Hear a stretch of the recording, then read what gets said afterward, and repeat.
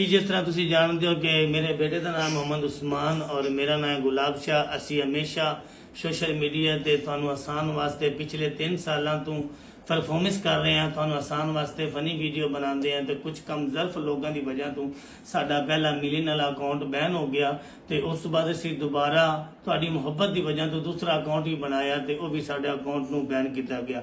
असी तो कभी भी किसी की दिल आजारी नहीं करते। असी बाप बेटा हमेशा तुहानू आसान वास्ते इंटरटेनमेंट करने वास्ते फनी वीडियो बनाते हैं।